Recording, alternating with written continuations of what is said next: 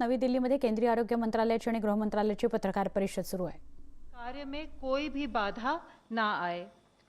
आजकल काफी लोग वर्क फ्रॉम होम कर रहे हैं और ऑनलाइन ट्रांजैक्शंस भी ज्यादा हो रहे हैं और सोशल मीडिया का भी प्रयोग ज्यादा हो रहा है। गृह मंत्रालय साइबर दोस्त ट्विटर हैंडल के माध्यम से समय समय पर साइबर क्राइम्स, खासकर फाइनेंशियल क्राइम्स से बचाव के उपाय बता रहा है। उस पर वर्क फॉर होम से भी संबंधित साइबर सिक्योरिटी टिप्स उपलब्ध हैं जो काफी उपयोगी हैं। आपसे निवेदन है कि आप साइबर दोस्त ट्विटर हैंडल को फॉलो करें और इनके बारे में अपनी जानकारी बढ़ाएं। आप national cyber crime reporting portal cybercrime.gov.in पर जो रिसोर्सेज उपलब्ध हैं उनका भी उपयोग कर सकते हैं। इस पोर्टल पर आप साइबर क्राइम भी रिपोर्ट कर सकते हैं। इन सब कदमों से हमें विश्वास है कि हम साइबर स्पेस पे अपनी सेफ्टी और सिक्योरिटी को इंश्योर कर पाएंगे। धन्यवाद। धन्यवाद। ICMR representative please. आईसीएमआर की तरफ से दो अपडेट है। First update is about testing facilities. Currently there are 219 testing facilities in the country. That includes 151 labs in government sector and 68 laboratories in private sector. Second update is about number of samples tested. Till 2:30 p.m. today, a total of 1,86,906 samples were tested, of which 7,953, that is 4.3%, were positive.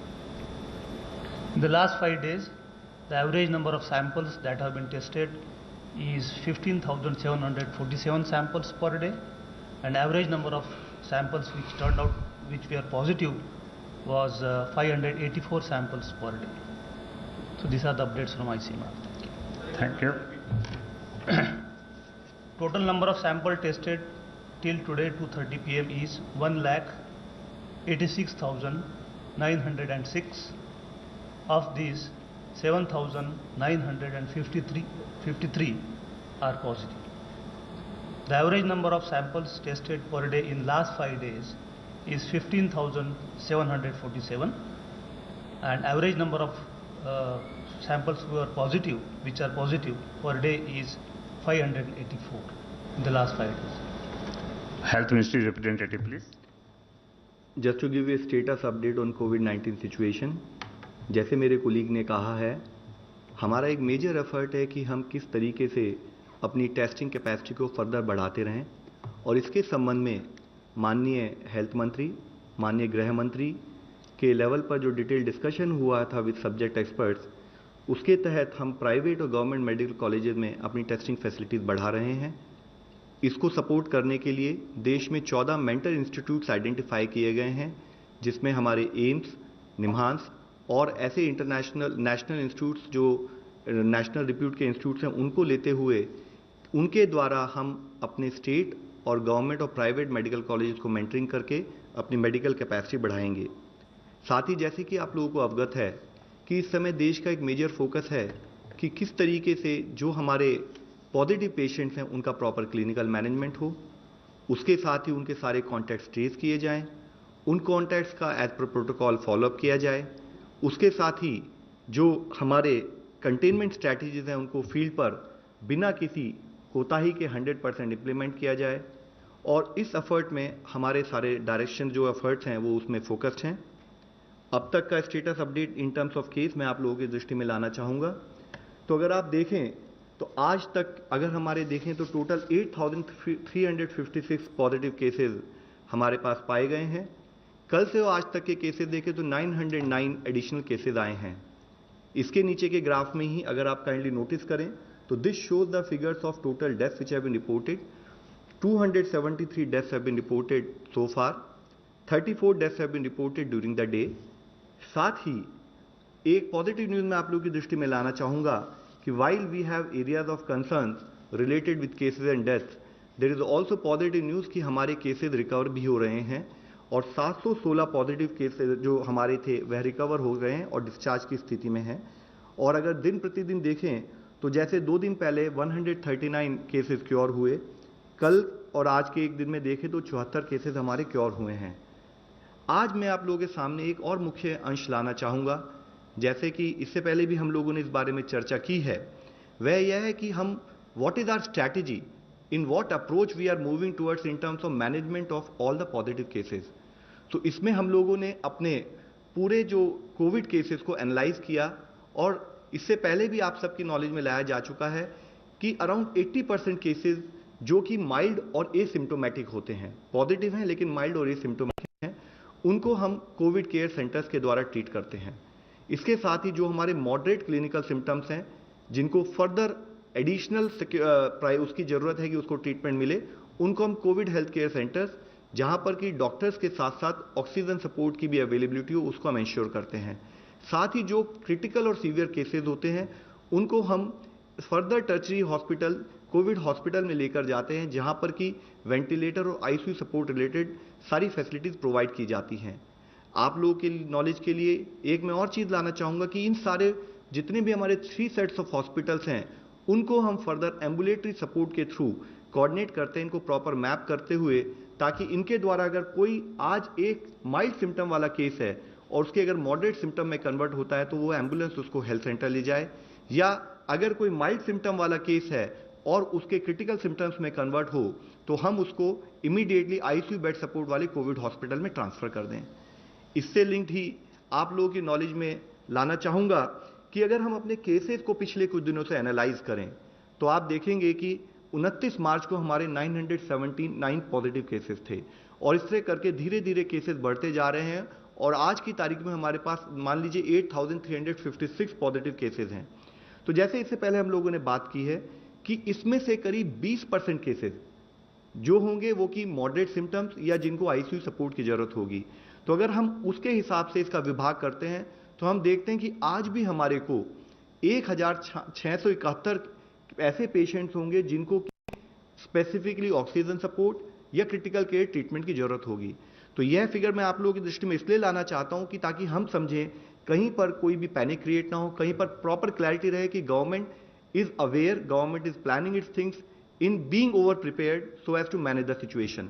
और इसी case को अगर आप इसको analyse करें तो जैसे मैंने बताया कि गवर्नमेंट का एक बहुत मेजर एफर्ट है कि हम हर तरीके से अपने कोविड पेशेंट को जहां पर हम ट्रीट करें वहां इन्फेक्शन प्रिवेंशन प्रॉपरली हम मैनेज कर सकें। उसके तहत ही हम लोगों ने इन dedicated covid hospital, 3 type of covid hospitals की बात की है। और आज का अगर आप डेटा देखें, यह मैं आप लोगों की दृष्टि में स्पेसिफिकली लाना चाहूंगा कि जैसे 29 मार्च में मैंने आपको इससे पिछले वाली स्लाइड में दिखाया है कि अगर हमारे टोटल पॉजिटिव केसेस 979 थे, तो करीब 20% केसेस के यानी कि 196 केसेस को उस दिन पर जो क्रिटिकल केयर या ऑक्सीजन सपोर्ट की जरूरत थी। और उसके तहत अगर देखें तो जो स्टेट लेवल पर 163 हॉस्पिटल्स के अंदर 41,900 के करीब डेडिकेटेड कोविड बेड्स अवेलेबल थे। इसी तरीके से अगर 4 अप्रैल का डेटा देखें तो अगर हमें 580 बेड की जरूरत थी तो हमारे पास 67,500 के करीब बेड्स फील्ड में अवेलेबल हैं। और इसी तरीके से अगर 9 अप्रैल का डेटा अगर आप देखें तो अगर हमारे को 1,100 के करीब बेड्स की जरूरत थी, तब हमारे पास 85,000 के करीब बेड्स अवेलेबल थे। और इसी तरीके से अगर हम आज की बात करें कि हमें अगर 1,671 बेड्स की जरूरत है, तो देश में कोविड के मैनेजमेंट के लिए डेडिकेटेड कोविड हॉस्पिटल के रूप में 1,05,000 के करीब बेड्स हमारे पास अवेलेबल हैं 601 हॉस्पिटल में। आप सबकी नॉलेज में यह भी एक पॉइंट हाईलाइट करना बहुत जरूरी है कि अगर आप देखें तो किस तरीके से देश में जिस तरह से सिचुएशन इमर्ज हो रही है, उस सिचुएशन को समझते हुए देश में किस तरह से हम प्रिपेयर्डनेस पर फोकस कर रहे हैं। और इसके तहत ही जैसे जैसे दिन प्रतिदिन हमारे केसेस की संख्या बढ़ रही है, being over prepared, being extra cautious, देश के लेवल पर हम अपने number of dedicated covid hospitals और इसके साथ ही number of available isolation beds को बढ़ाते जा रहे हैं। यह बहुत इंपॉर्टेंट है क्योंकि इस महामारी में एक्सपोनेंशियल राइज हो सकता है, तो देश के लेवल पर एक अंडरस्टैंडिंग, एक एफर्ट यह है कि हम उसके लिए एक्स्ट्रा प्रिपेयर्ड रहें। मैंने इससे पहले भी आप लोगों की नॉलेज में लाया हूं कि हमारा हमेशा से एफर्ट रहा है कि एक तो हम ग्रेडेड रिस्पॉन्स रखें और एक हम एडवांस एक्शन लें, और उसके तहत ही ये डेडिकेटेड कोविड हॉस्पिटल्स पर और इंश्योरिंग की सफिशिएंट नंबर ऑफ बेड्स हमारे पास अवेलेबल रहें, उस पर हमारा फोकस रहा है।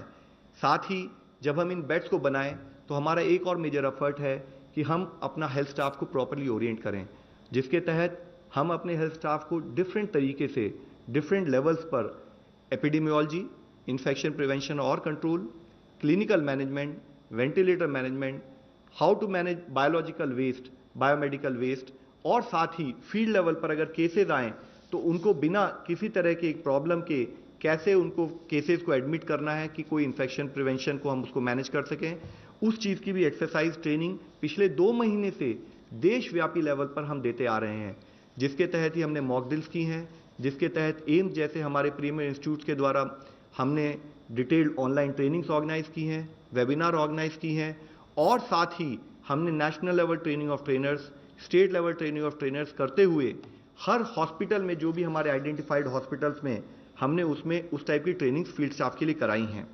इससे लिंक्ड ही जस्ट जैसे मैंने आपको बताया, मैं आपको एक जनरल स्नैपशॉट दिखाना चाहूँगा कि किस तरीके से देश के एक प्रांत ही नहीं पूरे देश में आज हर स्टेट, हर डिस्ट्रिक्ट एडमिनिस्ट्रेशन किस तरह से जुड़कर काम कर रहा है, ताकि हम लोग हर तरीके से इस डेडिकेटेड हॉस्पिटल्स के द्वारा अपने पेशेंट्स को प्रॉपर ट्रीटमेंट प्रोवाइड कर सकें। जैसे कि आपके सामने है, एम्स दिल्ली में करीब 250 बेड्स, जिसमें से कि 50 आईसीयू बेड्स हैं, वह डेडिकेटेड हॉस्पिटल्स के रूप में काम कर रहे हैं। इनमें कुछ बेड में हाई डिपेंडेंसी यूनिट यानी कि एक्स्ट्रा प्रिकॉशन लेते हुए एडिशनल सपोर्ट प्रोवाइड किया गया है। 70 वेंटिलेटर बेड्स हैं। इसी तरीके से सफदरजंग में एक पूरा ब्लॉक खाली करते हुए उसको 500 बेड का उसको हम डेडिकेटेड कोविड हॉस्पिटल के रूप में हम इस्तेमाल कर रहे हैं। साथ ही अगर आप देखें, जैसे आंध्र प्रदेश स्टेट में आज करीब 1680 बेड उनको हम लोगों ने प्रोवाइड किया है। ये 4 हॉस्पिटल का स्नैपशॉट मैं आप लोगों की दृष्टि में लाना चाहता हूँ, उससे भी ज़्यादा काम हो रहा है। और उसके साथ ही वहाँ पर जो वेंटिलेटर्स थे आज की तारीख में अगर वो 148 थे, तो स्टेट लेवल पर एक्शन लेते हुए उनको 444 एडिशनल वेंटिलेटर्स भी प्रोवाइड किए जा रहे हैं।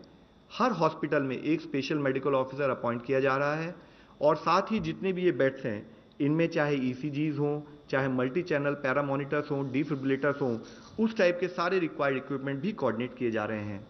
इसी तरीके से तमिलनाडु में गवर्नमेंट मल्टी स्पेशलिटी हॉस्पिटल में एक 350 बेड का हॉस्पिटल बनाया जा रहा है, जिसके बेड को भी फर्दर इंक्रीज करते हुए 500 बेड का बनाया जा रहा है, और required technical support, equipment support in terms of ventilators भी प्रोक्योर किए जा रहे हैं।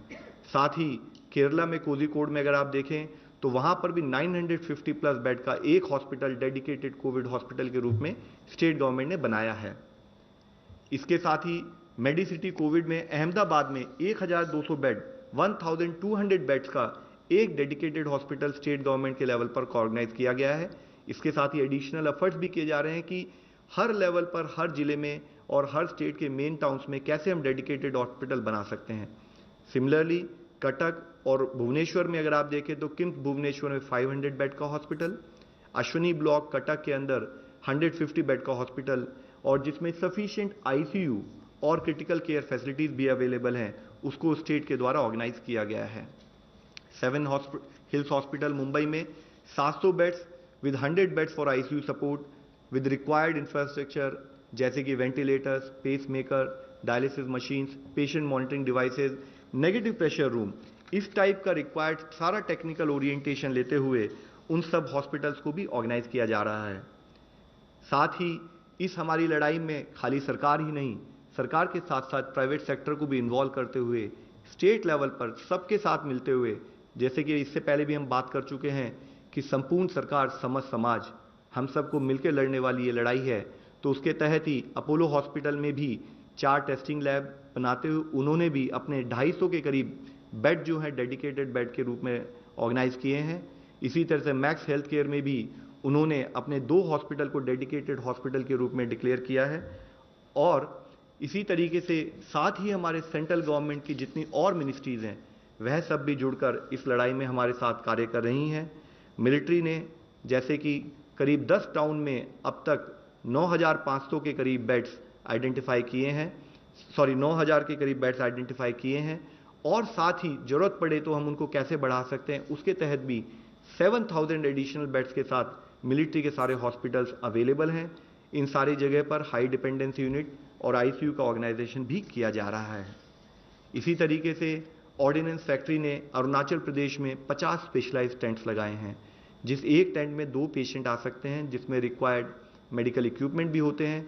ये वाटर प्रूफ टेंट्स हैं जो माइल्ड स्टील और एल्यूमिनियम अलॉय से बने होते हैं, जिसके द्वारा अगर हमें ज़रूरत पड़े तो far flung areas of the country also with immediate reach हम लोग जा सकते हैं। हम इंश्योर कर सकते हैं कि हमारा कोई भी पेशेंट हो उसको किसी भी तरह की मेडिकल फैसिलिटी देने में कोई भी समस्या ना आए। इसके साथ ही हमारे डिफरेंट पब्लिक सेक्टर यूनिट्स, जैसे कि अगर आप देखें ऑर्डिनेंस फैक्ट्री बोर्ड ने 10 हॉस्पिटल में 280 आइसोलेशन बेड्स ऑर्गेनाइज किए हैं। हिंदुस्तान एरोनॉटिकल लिमिटेड ने बेंगलुरु में 90 बेड्स का अपना एक और फैसिलिटी डेडिकेटेड कोविड हॉस्पिटल के रूप में ऑर्गेनाइज की है। तो इस तरीके से करते हुए सारे के सारे हमारे जितने ऑर्गेनाइजेशन है सब जुड़कर इसमें कार्य कर रहे हैं। 20,000 ट्रेन कोचेस को आइसोलेशन वार्ड्स में कन्वर्ट करने का कार्य चल रहा है, जिसके तहत पहले फेज में 5,000 कोचेस को कन्वर्जन हम कर रहे हैं। ये सारी कोचेज होंगी जिसमें प्रॉपर इंटीरियर्स होंगे, सैनिटाइज्ड इंटीरियर्स होंगे, डॉक्टर्स अवेलेबल होंगे, रेलवे ऑफिसर्स और नर्सेज भी होंगी ताकि वो पेशेंट्स को वहाँ पर कोऑर्डिनेट कर सकें। तो आपके द्वारा मेरा जो मेजर एफर्ट है, मेरा जो रिक्वेस्ट है, वह मैं ये हाईलाइट करना चाहता हूँ कि आज सब लोग मिलकर इस लड़ाई में हम लोग कार्य कर रहे हैं। यह एक बहुत एक्स्ट्राऑर्डिनरी प्रॉब्लम है जिसको कि खाली इंडिया ही नहीं पूरा दुनिया आज डील कर रही है। माननीय प्रधानमंत्री जी के डायरेक्शंस में हम जो रिक्वायर्ड स्टेप्स हैं, जो एक्स्ट्राऑर्डिनरी एफर्ट करने की ज़रूरत है, रूटीन से ज़्यादा जो ओवर प्रिपेयर्डनेस करना है, उस पर हमारा शुरू से प्रयत्न रहा है।